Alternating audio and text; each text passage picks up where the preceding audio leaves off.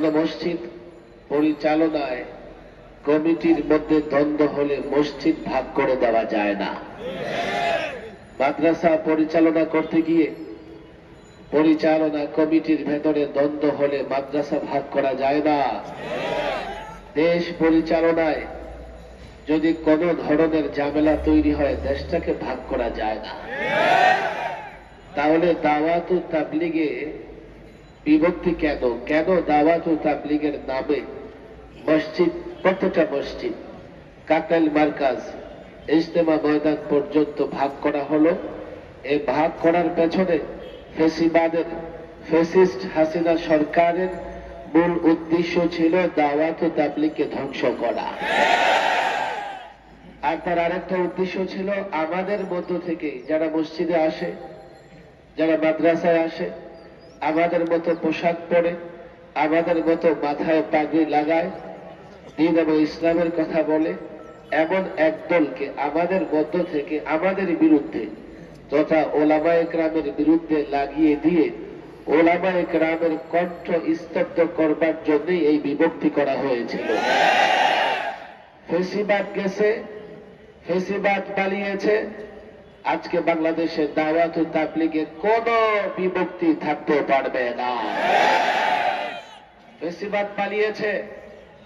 তবে দুর্ভাগ্য আমাদের, এখনো সচিবালয়ে, প্রশাসনের নানা জায়গায় ফেসিবাদের দোসররা ঘাটতি বেড়ে আছে। যেখানে তুরাগ তীরে হত্যাকাণ্ড সংঘটিত হয়েছে, চারজন জিকিররত নিরীহ মুসল্লিকে হত্যা করবার পরে হত্যাকারীরা ছাড় পেয়ে যাবে, প্রশাসন এই দায় কখনো এড়াতে পারবে না। জামিন তো প্রশ্নই আসে না। যারা জড়িত, যারা উস্কানি দাতা, যারা পেছন থেকে উস্কানি দিয়েছে, যারা ময়দানে নেমে উস্কানি দিয়েছে, প্রশাসনের উচিত প্রত্যেকটা খুনিকে ধরে বিচারের কাঠগড়ায় দাঁড় করাবে।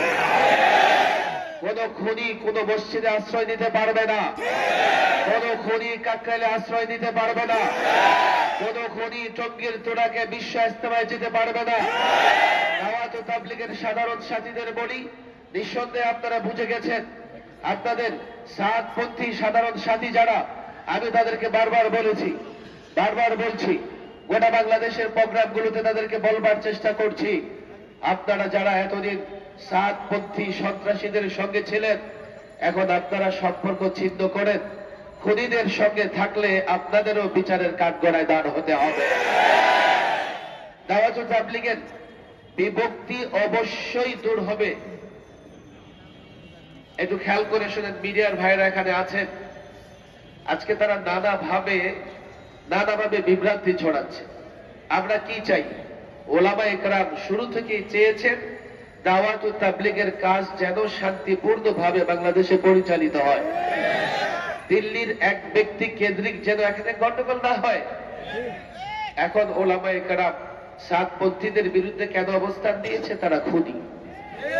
আলেমরা কখনোই খুনিদের সঙ্গে থাকতে পারে না। এবং সেই খুনের একটা মিল আছে শাপলা চত্বরে খুনিদের সঙ্গে। শাপলা চত্বরে ফেসিবাদ, ফ্যাসিস্ট হাসিনা সরকারের বাহিনী বদ্ধ রজনীর পরে লাইট বন্ধ করে নিরীহ মুসল্লিদের উপরে, নবী প্রেমিকদের উপরে যেভাবে ঝাঁপিয়ে পড়েছিল, আমরা দেখেছি তুরাগ তীরেও সেভাবে ফ্যাসিস্টদের দোষর সাতপন্থীরা নিরীহ মুসল্লিদের উপর ঝাঁপিয়ে পড়েছে। সরকার এবং প্রশাসন, আমি উদাত্ত আহ্বান জানাবো, বিষয়টা বুঝবার চেষ্টা করেন। আমরা বারবার বলেছি, সাতপন্থীরা দাওয়াত ও তাবলীগের কল্যাণ নয়, তারা দাওয়াত ও তাবলীগের কাজকে নষ্ট করতে চায়। এজন্য আজকে দিল্লির কোলে বসে যিনি লালিত পালিত হচ্ছেন, ক্যালকাটায় যিনি অবস্থান করছেন, বাংলাদেশের তাওহীদি জনতার আন্দোলনে 90-এর দশকে দেশ ছেড়ে যিনি পালিয়েছেন, তিনি এখন সাতপন্থীদের পক্ষে কথা বলতেছেন।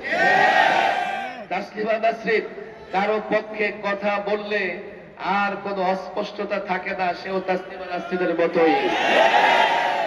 তারা ফ্যাসিস্টদের দোষর, তারা দাওয়াত ও তাবলীগের দুশমন, তারা ওলামাদের দুশমন, ওলামা একরাম দিন হেফাজতের জন্য দাওয়াত ও তাবলীগের কাজ করছেন, তালিমের কাজ করছেন।